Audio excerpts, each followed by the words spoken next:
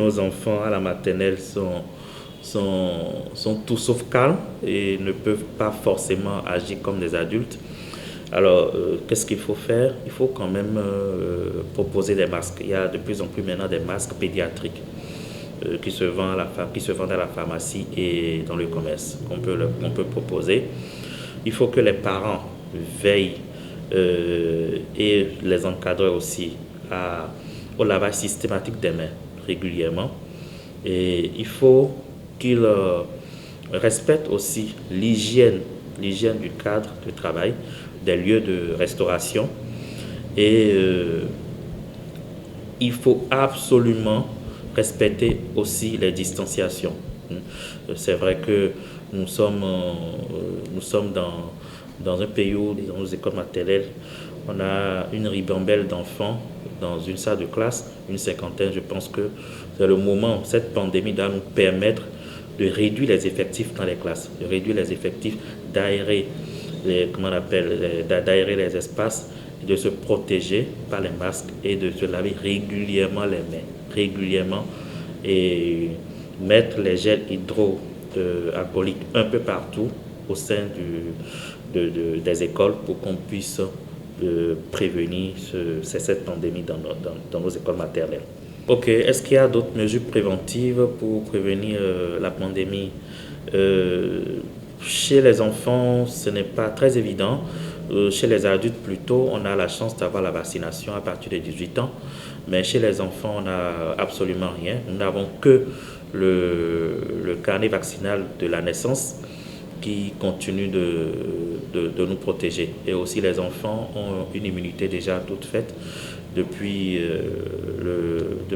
l'utérus de leur mère qui continue de les protéger.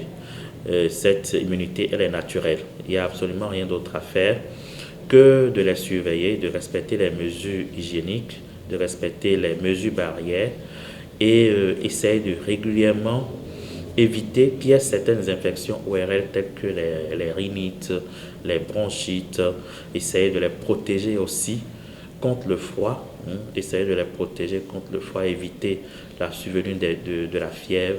En tout cas, il faut absolument protéger les enfants de toute agression extérieure. Et à partir de là, on peut éradiquer ce mal, en tout cas loin des enfants. Le conseil que j'aurais à donner, c'est juste que ce soit parents, que ce soit enseignants, tous ceux qui interviennent dans l'éducation de nos enfants, il faut qu'ils protègent nos enfants, parce que les enfants, à eux-mêmes, eux seuls ne peuvent pas faire grand-chose.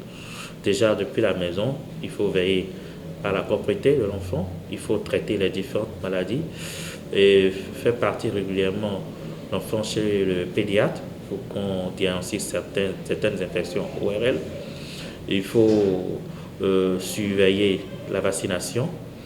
Après ça, à l'école, il faut que les encadreurs protègent aussi en respectant, en insistant sur les mesures barrières, c'est-à-dire le lavage des mains, les masques pédiatriques, les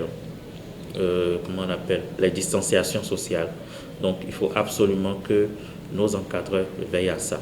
Donc les responsabilités sont partagées et parents et encadreurs savent ce qu'ils ont à faire. Prime News TV Bénin.